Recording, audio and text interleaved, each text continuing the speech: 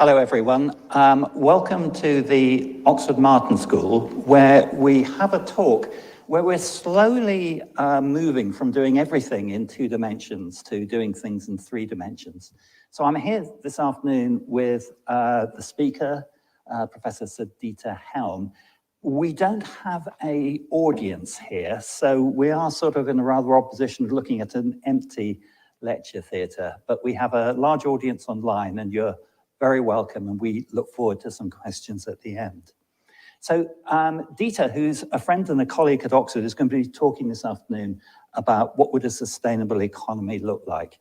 Dieter, I think it's fair to describe as a Renaissance man. He has made major contributions to academic economics. He has had major success in the private sector, working on energy consultancy. And he has had a number of very important roles in government. Very germane to what is happening in the world today, Dieter led a cost of energy review for the UK government a couple of years back. And when I first got to know Dieter, my background is as a biologist, is in the 10 years that he chaired the UK's Natural Capital Committee. And Dieter is one of the 3 or 4 people globally who I think has brought together the fields of economics and the environmental sciences in a way that is really changing the way we look at things today.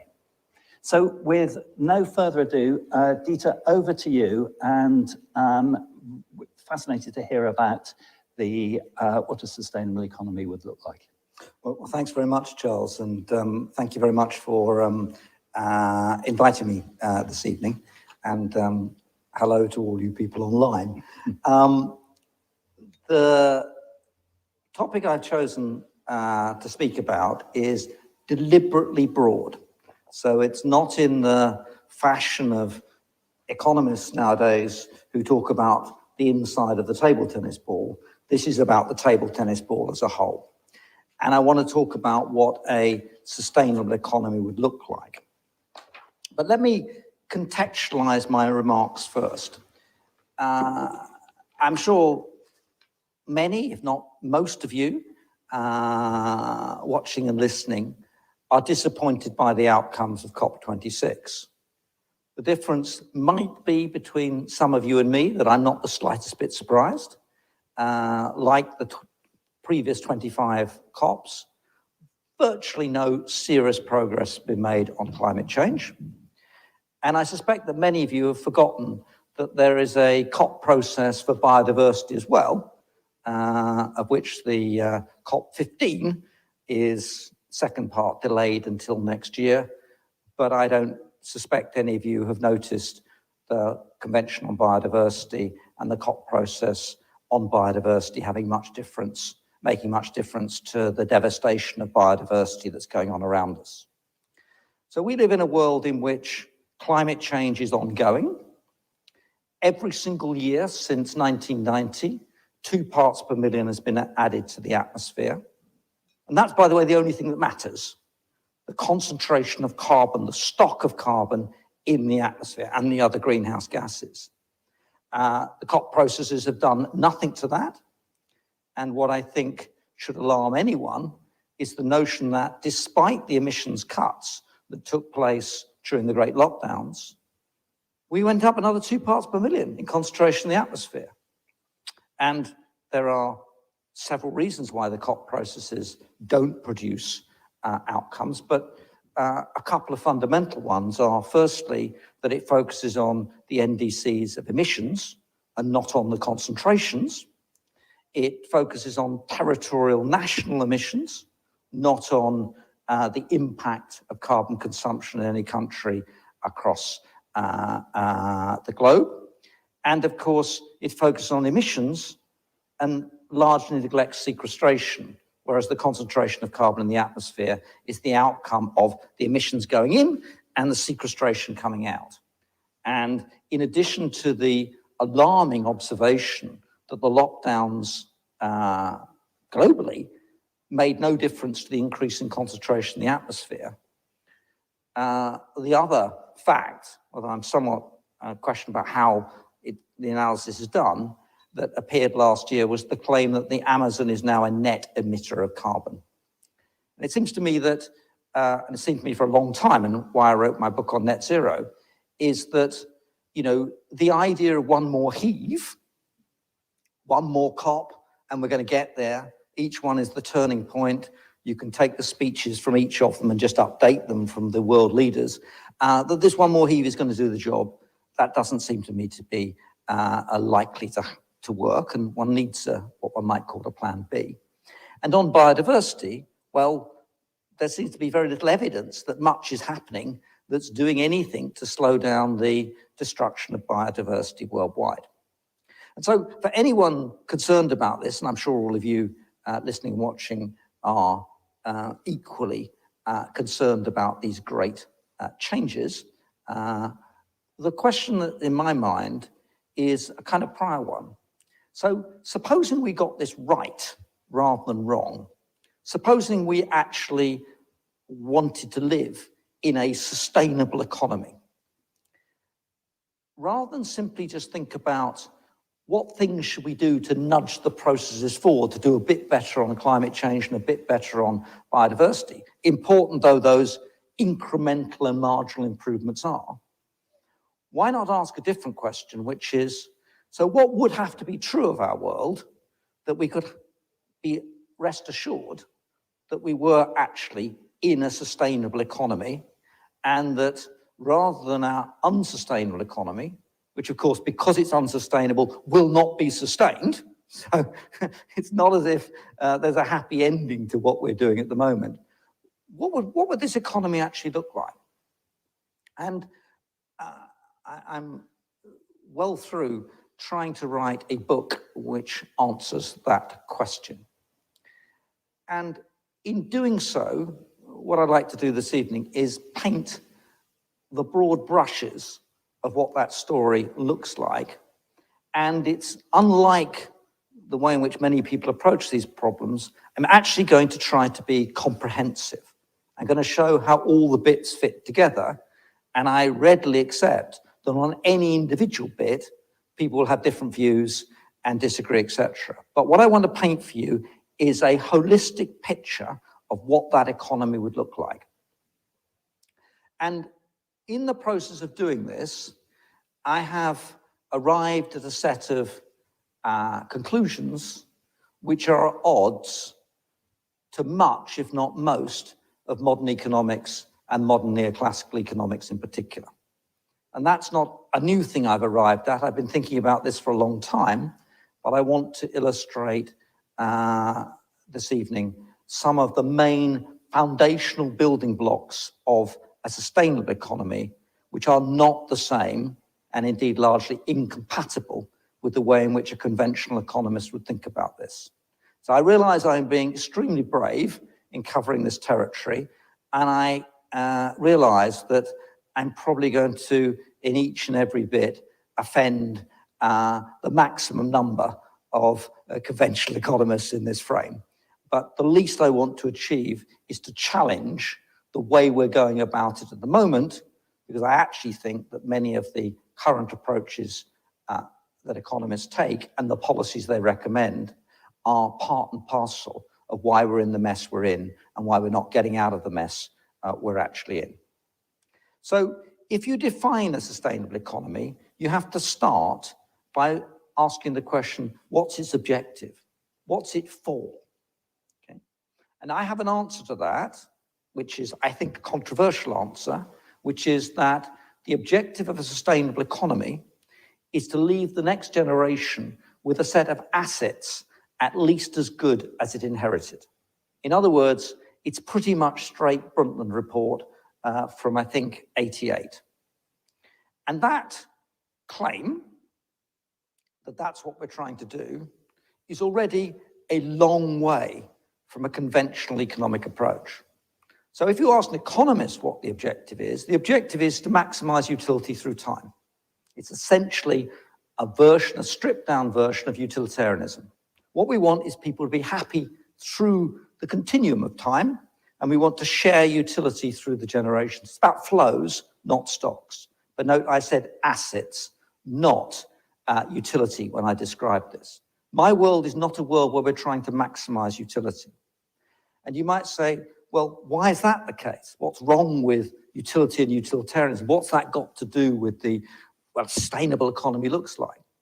And my answer to that is in two parts. The first part is essentially an ethical part, and utilitarianism is an ethical claim too. I take the view that what we're trying to do for the next generation, and by the way, I think that we should focus on the next generation, and then each generation can focus on the one that comes after them, is to make sure that future people, next generation, have the wherewithal to choose how they live their lives. So if you want an underpinning for this, this is very much Amartya Sen capabilities and functionings. It's not utility maximization through time. And so the notion is that what we want for the next generation, what I want for my children and my grandchildren, is that they have in place the set of assets which are necessary for them to be able to participate in the economy and the society and choose how to live their lives. Of course, I want my children and my grandchildren to be happy, but I don't go about it by trying to buy them as many sweets as possible. What I try to do is to make sure they get a good education, they have a healthy life, and they have around them the set of assets within which to flourish, as Amartya Sen also would put it. Okay. Now, if I ask, what are those assets? Those assets are systems, and they're essentially capitals, and they are natural capital, they are the infrastructure systems of physical capital and social capital and human capital to add into those frames. Okay. So I'm focused on citizens rather than consumers, and I want future citizens to have that bundle of opportunities that I have, and I see that in terms of assets as opposed to in terms of utility. The next point is that I don't buy the subjective expected utility maximization idea, that the way we treat the future is essentially as if we were maximizing utility now, but instead have a probabilistic a picture of the future. Everything in the future can be reduced to probabilities, and then we can maximize with it. I'm much more taken with the idea of radical uncertainty, that we don't know what the future will hold. And therefore, what we want to do is take a precautionary approach, and that precautionary approach includes within it some of the building blocks that we do know that they will need in order to work out how they're going to live their lives. So it's pretty clear to me that the future generations will need a set of natural capital assets, and in particular, renewable natural capital assets, the stuff nature gives us for free, and that these assets are extraordinarily valuable for the future. Why? Because unlike any other part of our functioning economy, these assets go on giving their goodies forever, provided you don't interfere and bring them below the threshold by which they can reproduce. Think about an easy example. Think about herrings swimming around in the North Sea. Provided you don't take too many out, in 1,000 years' time, they can eat herring, and in 100,000 years' time, they can eat herring, and indeed, they can go on for as long as it takes for evolution to catch up with the herring. And if you think about that, that is an open-ended set of returns through time, rather than you either consume the oil now, or you consume it later. You either consume ordinary goods and service now, or you consume later, but just once, and that's it. And so these assets are valuable beyond the normal way of valuing capitals and flows from those capitals. And that means you have to be incredibly careful that you don't snub out all that future, which is, I mean, it's probably not infinite, because there will be a point where evolution will catch up. There will be another ice age, etc. But for all practical purposes, and cost-benefit analysis misses all of this out, you have to recognize that yield into the future, and you have to recognize you don't know how good it's going to be. As my colleague and friend Colin Mayer often says, when people planted forests at the beginning of the 20th century, they had no idea there would be carbon stores at the end. We don't know what those possibilities are. We want to make sure that those opportunities are available. But we also need, for the next generation, pretty clearly, an electricity system, a water system, a transport system, and a fiber communication system. It's pretty clear we're going to need those, and they are all systems as well. They do not come in discrete bits for which cost-benefit analysis applies the marginal kind of calculation to them. So in my foundations for thinking about the sustainable economy, it's assets rather than flows, it's citizens rather than purely consumers, it's capabilities that we're focused on, not utility per se, and given the uncertainty, these core systems are not things which are, in some sense, temporary.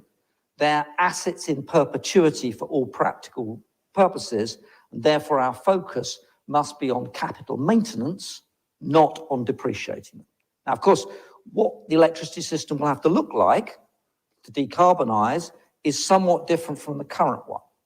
So the thing we want in place is a set of assets capable of delivering energy provision so people can participate in society. And by the way, it's a pretty important thing to say today, because there's going to be some people who are going to be extremely cold, and actually there'll probably be more deaths because the price of electricity is rising. These are core. Water systems too, and they may change. We may have widespread desalination, all sorts of other possibilities, but you're going to need water.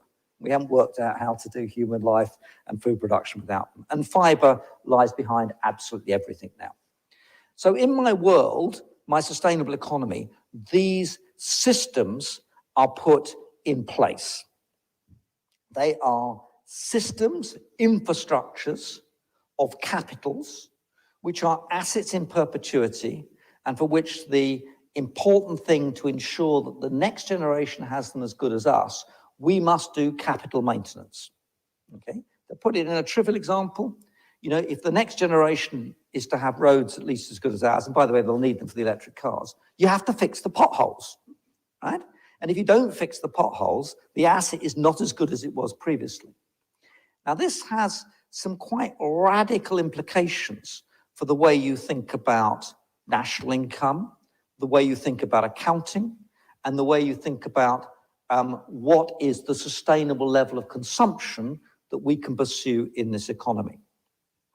So the first thing to say is that what I regard as a kind of complete red herring in discussions about environmental economics, we don't need to value these things. Right? Since we're not going to depreciate them, we're going to ensure these assets are there for future generations. What's the point of saying they're worth 16,562,052? It's irrelevant. You've just got to have them. Okay? What you've got to do is look to the costs of capital maintenance, because these things aren't going to naturally look after themselves. You've got to look at the remedial investment that you need to make good some of the glaring holes in these assets, which we must do now for future generations, which climate change is the obvious example. And then we might think about enhancements, how we can use our capacity to enhance those opportunities for future generations. So just for a moment, imagine that our Chancellor of the Exchequer is still Chancellor of the Exchequer and not Prime Minister or something else quite shortly. And he stands up, or it might be Rachel Reeves for the opposition if they win an election, stands up and delivers the budget. Now, I've always thought that what I'd like to know on a budget day is, you know, how are we doing? How's it going? Right? That's what I want to know. Before you tell me how much you're going to spend, how's it going? And in my world, it's a doomsday book question. You know, what William the Conqueror went down and said, you know, well, how many farms are there? How many stock of this? How many stock of that? How many mill wheels are there? And are they in good state? That's the question you would ask if you came from Mars and landed on this planet and compared one country with another. You'd say, well, a lot of cities here, they've got lots of roads. This place hasn't got lots of roads. You would compare and contrast. Okay? So imagine for a moment that the Chancellor was actually interested in telling us how well we're doing. So the first thing that would happen would be that we'd have a set of accounts, which, by the way, accounts virtually never exist in any 101 economics textbook at all, because they're about stocks, not flows. Okay? And they tend to be, if they are accounts, in a Keynesian vogue to work out how much people are spending. But in my world, you wouldn't start by asking, how's aggregate demand? Are the shoppers going out and buying loads of stuff? You'd start by saying, here are our core assets. Are we maintaining them properly? How much money do we have to set aside to maintain those assets intact to meet our intergenerational objective? So it will be straightforward. You have to mend the potholes in the road, right? You can't claim we didn't spend the money on the potholes, fixing the potholes in the road, and therefore we've got more money to spend on something else. We're better off. We're not better off. The asset has not been maintained. So I would deduct the capital maintenance cost from the current account of any national income accounts. So what you might think of in a business term as a profit and loss account, and the surplus from taxation available for expenditure will be net of the capital maintenance. Now, it's a bit beyond this discussion, but I've thought about this. Of course, it's not clear whether it's on the national accounts or the private accounts, as whether the water companies have done the capital maintenance to look after the state of our rivers and prevent the sewage going in the rivers on a regular basis, and to stop the depreciation of the quality of the rivers as a result of their sewage discharges. That's a current example. Now, from UK PLC's point of view, from these national accounts, I would incorporate the utility systems in those accounts. And after all, water companies are emanations of the state. They are monopolies regulated by the state that sets the terms, the returns, and all the component parts of them. It's never seemed to be right to take these infrastructures out of the national income accounts and then treat the residual left. Even worse, to take the sale proceeds of a privatization and claim that makes you better off because you sold it and then spend the cash. And that's what we did with the North Sea oil, by the way, as well. Okay, so capital maintenance will be deducted from the taxation revenue to give the expenditure position. Okay, that would be dramatically different. There'd be no question of us saying, let's go out and have a party, let's get a caseload of bottles and take them into number 10, if we haven't first fixed the tiles on the roof of number 10 and fixed the structure. That old adage, fix the tiles when the sun shines, fix the roof when the sun shines. Actually, just fix the roof first, right? And you don't improve your welfare, you're not better off if you didn't fix them and just spend the money down the pub or buying the suitcase of wine bottles to take back to number 10. So that's a radical difference. Now we then go to the capital side of the balance sheet, which contains the assets, okay? And there are three things we might do to them. We don't need to value these systems because they're in perpetuity. But what we do have to do is, having first done the capital maintenance, we then think about remedial investment. It's pretty clear my generation has done a fantastic amount of damage to the climate. That shouldn't be an item of free spending and consumption. We have a guilt, right? A responsibility for what's up there. And there are things we ought to do to make good the inheritance we've damaged for the next generation. In my generation, the amount of damage we've done to biodiversity is quite staggering in this country. Charles will know much more about this than me, but we've done a lot of damage. So remedial investment comes first. That's a straight claim, okay? But then we might say, but we want to do enhancements. We want to make the future generation better off because there's these fantastic opportunities out there, and there are lots and lots of them in natural capital in particular to take forward. If we enhance those assets, then the next generation is getting a better set of assets than we inherited.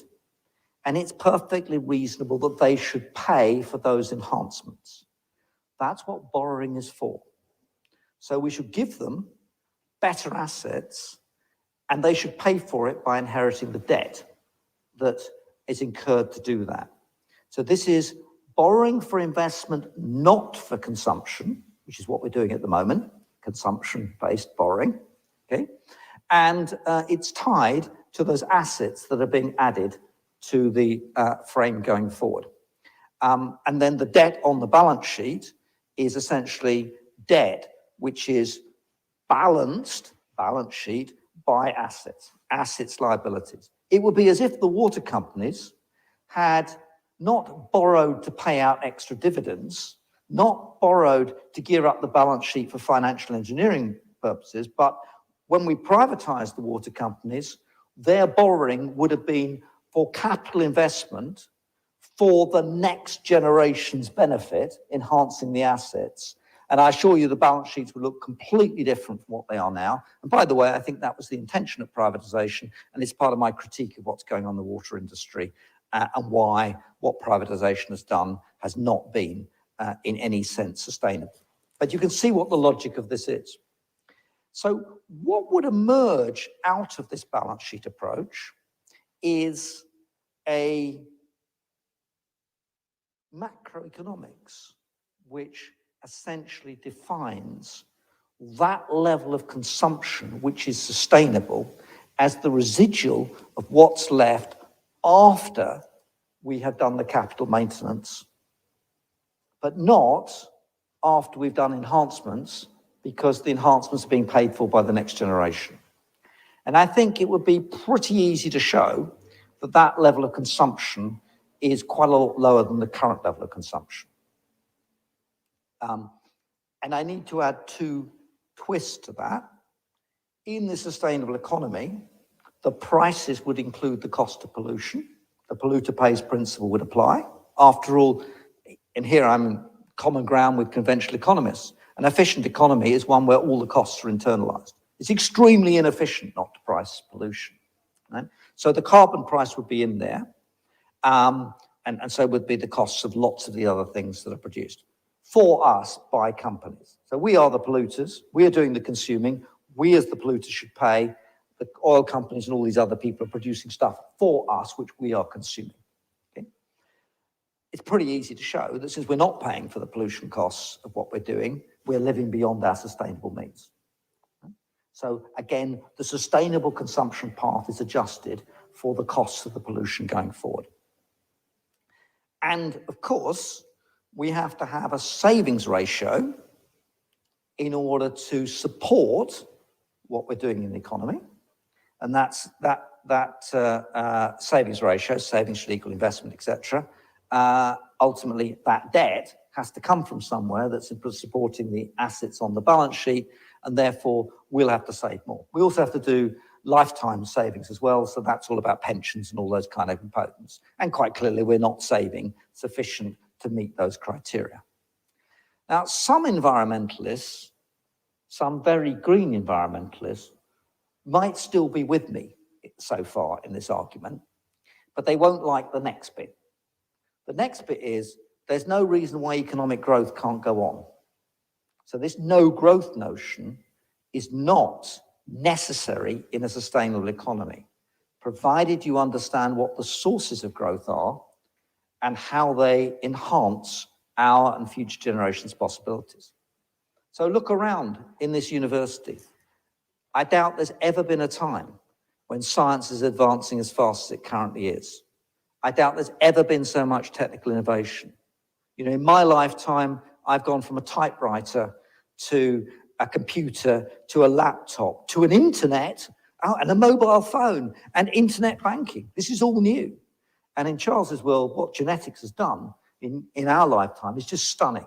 These are just part of it. AI, think about the envelope, the cornucopia of technical advances out there. So one of the core assets in my sustainable economy is knowledge and ideas, and innovation through enhancing knowledge and ideas increases the possibilities for us and future generations, and that is economic growth. So in my world, you go from the current unsustainable consumption path and you drop down onto a sustainable consumption path, but it can carry on growing, okay, through time. And what you don't do, which is what we're doing at the moment, and I'm amazed that lots of environmentalists seem to be in favor of this stuff. We are trying to boost consumption. Right? All the QE, the deficits, etc. It's true they've been supposed to build back better, etc. But the majority of these stimuli have been to get people to do more shopping, maybe online instead of going to the shop, to spend more, to consume more. Because the Keynesian argument is, if we consume more, it'll be multiplied through the economy, and then economic growth will result because people invest, etc., because there's more consumption. My starting point is, we want to maximize the sustainable consumption path through time. And since we're miles above it, who thinks that printing an enormous amount of QE is consistent with addressing climate change, biodiversity loss, and a sustainable framework? If the borrowing was to enhance the physical infrastructures and the natural capital, having first maintained them properly, fine. Let's borrow to invest because that's what my balance sheet does. But that's not what we're doing. Here you look at the accounts of TfL, Transport for London. They have spent the last few years borrowing to cover their current expenditure. That's just an extraordinary state of affairs, right? And that is an unsustainable one. So there are dimensions of this which will immediately occur as alarm bells to lots of different interests and lots of particular intellectual traditions. But I want to go beyond simply saying, that's what I think a sustainable economy should look like, onto what would we actually have to do to get from here to there. And in my Green and Prosperous Land, I spent a lot of time spelling out what we do in river catchments, in uplands, etc., in a UK context, which is part of the 25-year plan, which I had a privilege of being involved in. But in this context, I think the starting point is, what would the core institutional framework look like? What will we have to do to embed this? And of course, one of the things that'll be screaming out of this framework is, well, what's the distributional frame of this? So what about environmental justice? What about social justice in this frame? Well, my starting point is back to the citizens. We're going to provide every citizen in my sustainable economy with a set of assets which enables them to participate in society, with energy, transport, water, communications, natural capital in its full form. So that's putting in place the assets so everybody in society, as citizens, not as individual consumers, and independent of income, has access to these systems. But it's pretty obvious that while that would be a massive step forward, and we wouldn't be having the energy pricing debate that we're having literally today out there, and we would advance the welfare of many in our society a long way, it's not sufficient, because you still have to consider providing income for the other stuff, of which one, of course, is food, even though the food system's been in place and close to Charles's heart in this frame. So people need income. So I am strongly in favor of a particular version of universal basic income. Again, I want to provide citizens with the capacity to participate in society. And for that, in addition to the assets, they need a minimum income. It may not be as high as they need in the current world because they'll be getting these infrastructure systems already. Okay?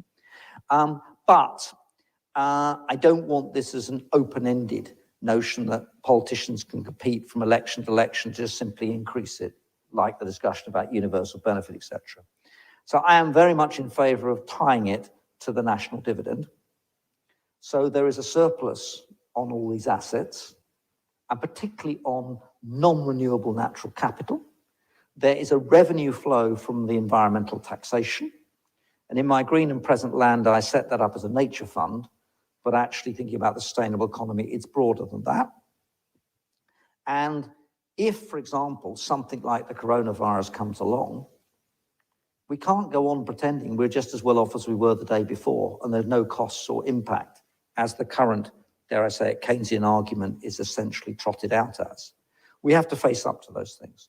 So it has to be tied to the performance of those national accounts and those balance sheets and the surplus of taxation to spend after capital maintenance. And I've kind of thought out that in some detail as to how that fits together. Then I've set my citizens up. I've got them in place. They've got their basic assets to participate. I met the Brundtland condition going forward, and I've given them the income to go with it. Of course, there are taxation consequences, but it can't be sustainable to live in a world where a small number of individuals can have bigger environmental negative footprints than whole countries, and that rich people with billions can play around in space tourism when our environment is going towards 3 degrees and more, and we're destroying the biodiversity. It's completely unacceptable.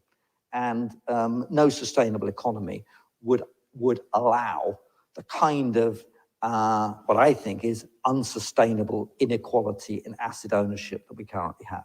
Now, you can argue about how far you want to go, but in my world, that's tied to how much basic income do you want, right? Because the other claims for enhancing and protecting the assets have already been deducted.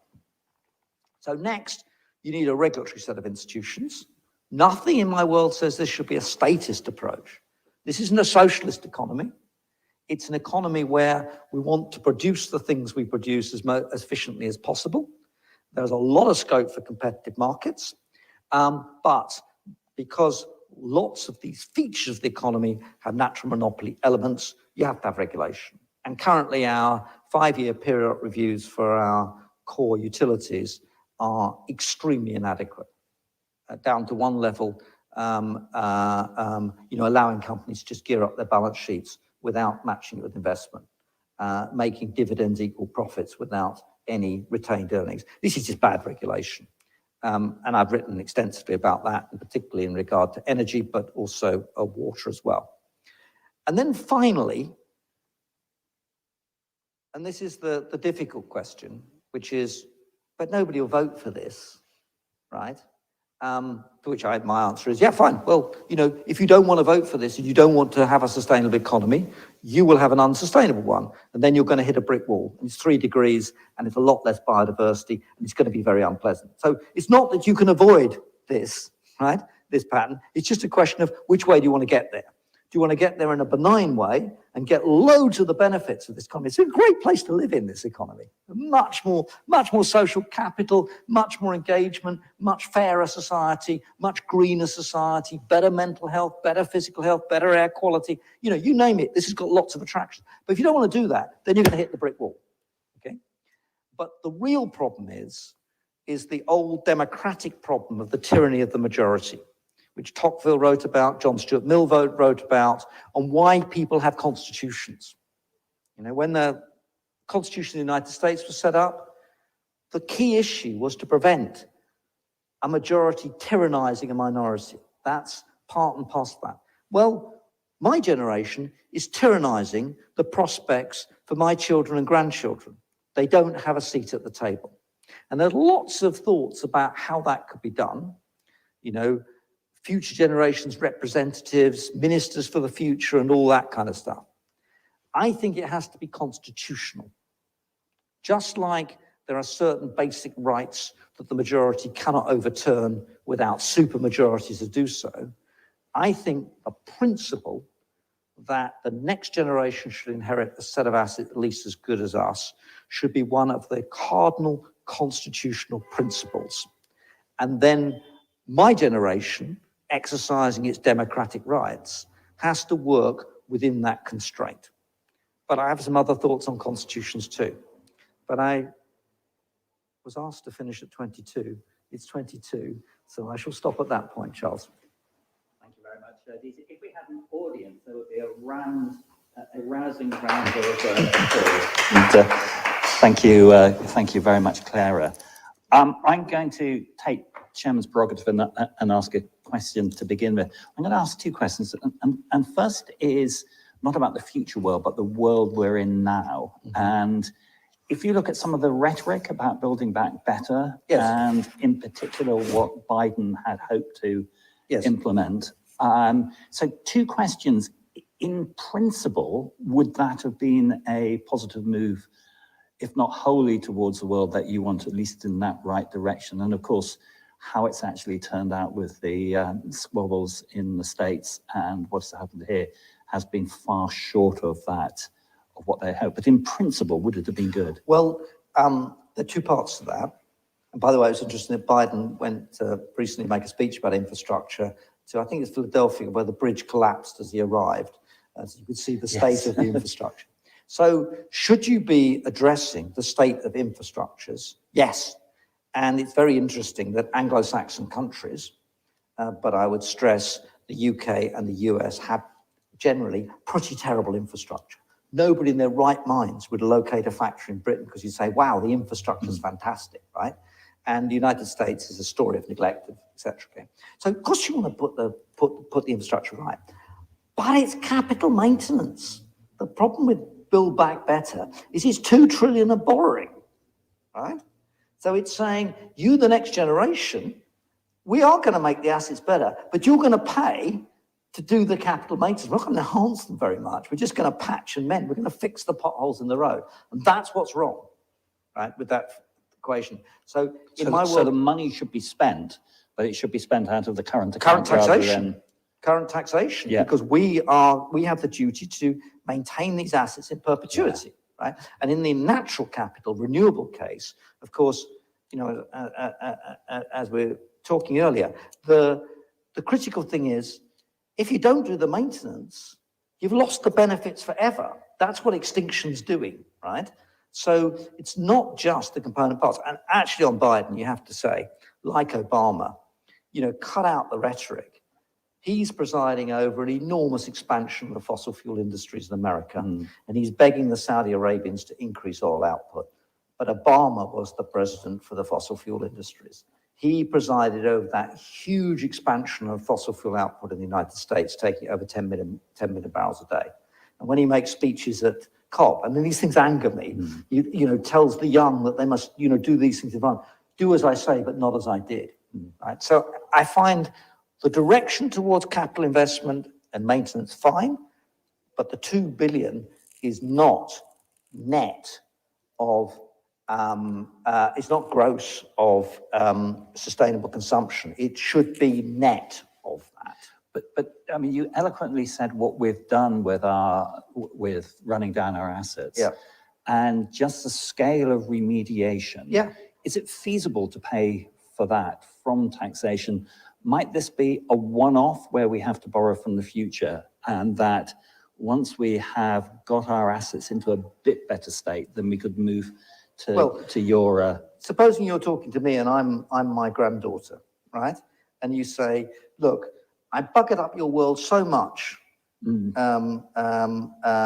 granddaughter, and it's such a mess, and I'm not willing to face up to the consequence of what I've done. So I want you to pay to make good the damage that I've done for you. So I think the argument I'm making is not in the principle, which I agree with you, but just on the practicality, whether it would be possible to raise enough money to do the remediation from this generation. So you'd want to spread it over time, right? That's a practical issue. So, you know, going out and saying, by the way, I want to cut your standard of living by the following amount tomorrow morning is not exactly going to win the next general election, right? I understand that, okay? And there might be a structure which you spread it out, okay, through time. But the question is, why would I believe you, right, that you are then going to make good? Why wouldn't I believe that you're going to spend large sums of money on current consumption and make me pay in the future? That's what's going on at the moment. It's not even that I'm getting something, at least the things are being maintained properly in the future. You're borrowing against me for your maintaining your standard of living, despite the financial crash, despite the coronavirus lockdowns, etc. That's the point. And the way out of that might just be, well, we'll just let inflation rip now, because that's how quite a lot of this is going to get written off, as it was in the 1970s. Yes. And that's you and me paying, right, correctly, but we just won't realize what's happening. Yes. Right? And you know, I mean, look at the 70s. We had 2 years of 25% inflation, followed by 3 years of 10% inflation. When Mrs. Thatcher came to power, there wasn't any debt. It was all written off. Right? Well, it's 5% today, and who knows what it'll be. No, it's not. The RPI, which we always work from, is 8.2. Right? Now, it's true that the CPI is lower, but as was pointed out by the statisticians at the time, the reason the CPI was chosen was because it was lower. Right, I'd love to ask more questions, but I'm going to go to the audience, and the audience have a chance to vote on what questions that they'd like to put to you. So the first one, which has the most votes, is from Pippa. How can we foster a sustainable economy in a capitalist world? Do we need a system change, or should we be encouraging the micro changes we see in existing companies, i.e. net zero targets, reducing waste, refill shops? Okay, so there are two bits to this. The first bit is, you know, is capitalism responsible for all of this? My view is no, capitalism isn't responsible for this. And pure socialism of the form that's been tried is much worse. It's not how we organize production that's the problem. It's the incentives, prices, and constraints that are placed on the way in which the economy functions, of which the polluter pays is the greatest. So the modern fashion, and I know I'm going to offend a lot of people again now, is to say, oh, well, we must get the boards of these companies to take stakeholders seriously, not just pursue profits. They must look after the environment, adopt net zero targets, and all that ESG stuff. And I stand back from this and say, well, isn't it the job of government to put the rules in place so they have to pursue an environmentally benign course, right? And the truth is that governments have given up on actually trying to do the environment, and so they palm it off onto company boards. And I'm slightly offended by the idea of some plutocrat or chief executive in a large company with market power deciding what's best for us, how much to put into social as opposed to environmental stuff, when they're going to end their pollution, right? And remember, it's all for us. We're buying the stuff, right? And so my take on this is that, no, the right way to do this is to start with the functions of society and the state, and to set the rules within which markets, capitalism, social, whatever you like, functions. And it's a great illusion that there's either the state or capitalism.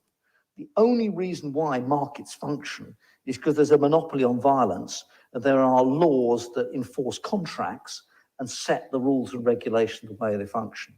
I mean, years ago, I used to ask my students what they thought was the most capitalist market, and they would tell me it's the stock exchange. And then I'd say, what do you think is the most regulated market in the world?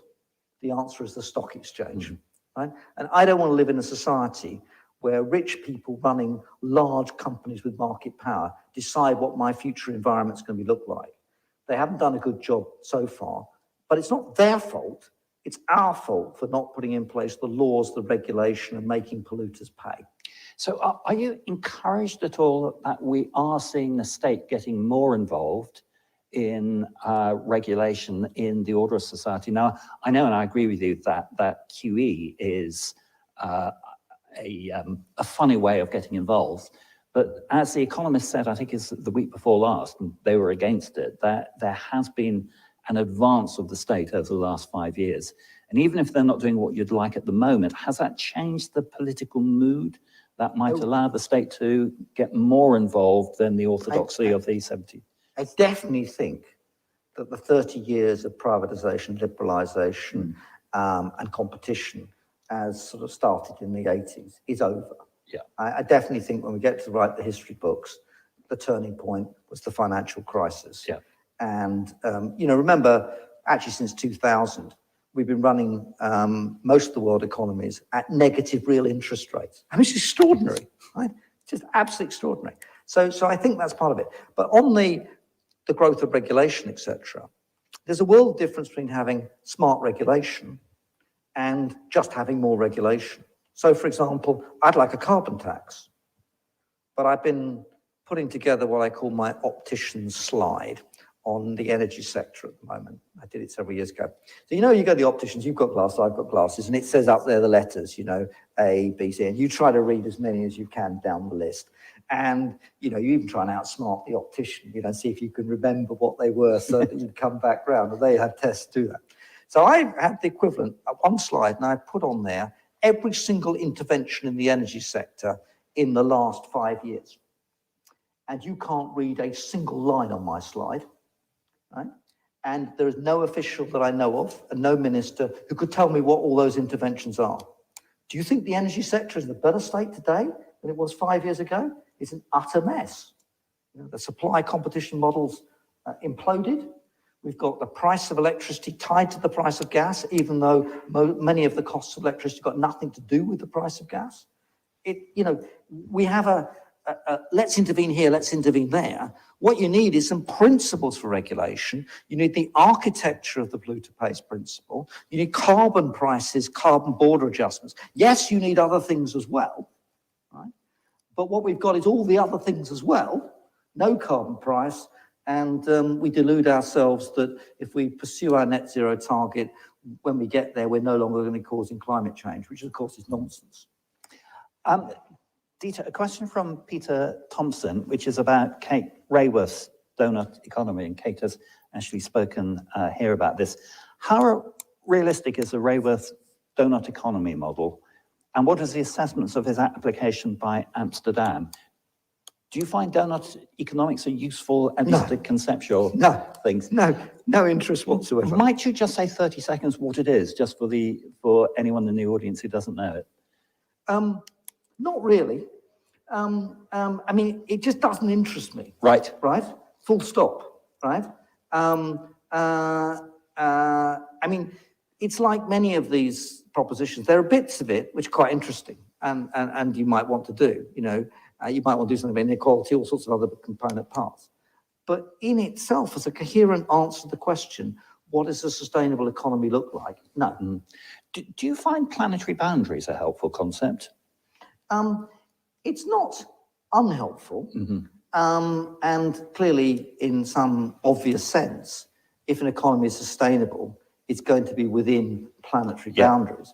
My difficulty with the concept itself is a nice, neat, simple concept, is I'm not sure that it actually does have a single answer. Yes. I think it's much more complicated, right? Yeah. And, you know, if you ask me, what's the planetary boundaries of X going to be when we're at 3 degrees, which we're well on the course for? Nothing at COP26 is going to make much difference to that process. And so, you know, I mean, you're the scientist, but it's a set of interlocking systems, right? And so if we're thinking about the sustainable economy, it's probably not the world which has the Amazon intact, because it's gone, right? It's not one that's got the great deciduous forests of Europe. We've cut them all down, right? So the world is already a man-made environment. So I should say human-made environment, shows my age. And, you know, what the moving parts of that are and how we're going to compromise between them, it's much more complicated than saying on the 13th of July, we cross the boundary. I'm going to merge two questions from David Meller and Brenda Aisley. I'd like to hear Professor Helm address how we can move away from the great god of ever-expanding GDP. So how useful is GDP? Well, not very. No, you're right. So is there a better metric? Well, plenty of better metrics in this frame. And indeed, my framework has one metric to it, which is the capital. The starting point is, have you maintained the state of the assets in good enough shape? And is your consumption sustainable at basis? But the only cutting cross bit is, I'm very careful to say, economic growth is fine, provided it's driven by ideas and technology. In other words, the capacity that the human mind with the ideas that go with it open up the possibilities to us. I am a lot better off because I have an iPhone in my pocket compared with my Olympus portable typewriter with Tipex and carbon paper, which virtually none of the audience can probably remember, right? This is an advance. This is an advance to the human possibilities, right? That means we can consume at a higher level, but only when we've made good our obligation to the next generation. So is that like the argument of trying to decouple GDP from No, just get rid of GDP. Yeah. The problem with GDP is it's a flows measure. Yeah. Right? So And that's what the national income accounts are geared to. Yeah. And it's about aggregate demand, aggregate supply that's met for it. I mean, the GDP accounts we have were essentially a Keynesian invention in the run-up to the Second World War, because you needed the accounts and Stone and others put together to motivate what was at that stage the general theory. I'm not interested in flows much. I'm not disinterested, but my primary focus is on stocks and assets. And a set of accounts, my accounts, you know, when the Chancellor comes back the following year, it's Rachel Reeves or whoever it is, right? They will then look at that. They'll tell me how my doomsday book has advanced, right? That is a measure of progress within the scope of the intergenerational obligation. a question from Rachel Morrow. This all makes a lot of sense for developed economies, but what about developing countries, where developing the kind of assets you talk about as essential are almost necessarily zero-sum for the environment? So that's an incredibly important question. So the Brundtland report was called the North-South report, okay? And the driving politics behind it was that the North should enable the South, as it was then defined, developing countries, to develop in a sustainable way. And when it comes to climate change in particular, it's blindingly obvious that unless the North contributes to the South, or the modern equivalent, we're going to fry. Okay? So if you look at the future sources of emissions, it's not in Europe, right? We've deindustrialized almost completely now. It's probably not really very much in the United States, although both the United States and especially Germany are burning as much coal as they possibly can at the moment. 25% of German electricity comes from coal still. And dirty coal at that. A very dirty coal, and they're not going to phase it out to 2038, I think is the date. Poland's not so. Okay. But, you know, it's going to be in India. It will be partially in China, although the Chinese economy may come to a shuddering halt sometime fairly soon. It's going to be in sub-Saharan Africa. You know, if you think about who the top 3 carbon emitters are going to be in 2050, right? China and India, but maybe Nigeria, right? You know, Nigeria's population will double by then. This is going to be bigger than the United States, right? And the growth rates in GDP terms in Africa are really fast. So it's very simple. You know, we have to transfer. So this is why it's even more politically difficult. We should make some contribution to help develop the physical assets and protect the natural capital, renewable assets, the Amazon, etc. And we should help to do that because we are beneficiaries of that. It's a perfectly reasonable aspiration to live our lifestyle. But I give you an example from COP26, another reason why you might think I'm completely cynical about COP26 and have been about the previous 25. So the Climate Fund, terribly exciting. We're going to provide $100 billion a year to help developing countries to adjust. Right? Well, we're actually going to provide about 75, which is what we've constantly done.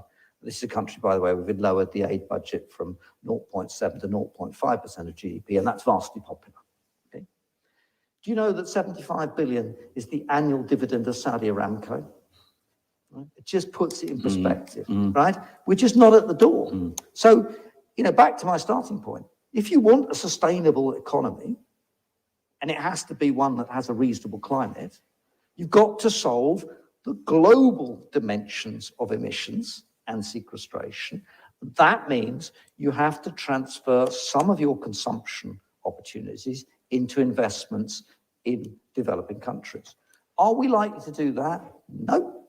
What's the consequence of that? You will have an unsustainable economy and you'll get 3 degrees plus. Right? Dieter, we're out of time, but I want to slip in one final question. And this is from, it has just jumped from my machine, and forgive me, I haven't got the name, but I remember the question. And the question is basically, what would you like individual citizens in the UK to do to help try and push this agenda? Okay, so the essence of my approach is that it's us, the citizens, who are responsible for the pollution, right? That companies do pollution for us. I go and fill up my car with fossil fuels. Actually, it's quite a lot more efficient than quite a lot of electric cars, but that's just an aside, okay? I will probably buy something at the train station on the way home wrapped in plastic in Marks and Spencer's, okay? It's for me. It's not some ghastly oil company that dug it up that we should glue ourselves to the door of it. It's me that's buying the stuff, right? And so one of the things I do in my net zero book is I suggest that everyone keep a carbon diary. And they just take a typical day and have a hazard of how much carbon's involved in the palm oil that's produced, that's in the breakfast, the packaging, the energy to flush the loo paper, the clothes they're wearing, the travel to work, you know, God forbid they go on a package holiday, etc. And you just take it through a day. And then say to yourself, look, what I've got to do, what we've all got to do, is take that carbon diary and rewrite it in 250 and take nearly all of that out. And that tells you as an individual what's at stake here that we as individuals will have to do. And I think that's a good point, but it's all about consumption. It's all about us as individuals, and we are the people who change this frame. But I'd like to be deluded enough to think that you might also vote for someone who would advance these possibilities and vote for a proper constitution. I'm not utopian in my imagination. Dieter, thank you. It was Paul John Martin who asked that question. We have run out of time. This has been a fabulous conversation, completely chock full of really exciting and also challenging ideas. Dieter, we look forward to your book coming out. When would it be? I'm going to take my time and try and get it right. And I imagine there are enough people listening today who could come up with enough objections, which I'll all have to deal with. Because this one, previous books I've written fast, for a purpose and an argument and a policy context. This one is different for me. I really want to pin down each and every one of the arguments. I should have said in my introduction that that Dieter writes extraordinarily well, and I do encourage you to look at some of the other books he's written. Dieter, thank you again for coming in. It's been a fabulous talk. Thank you.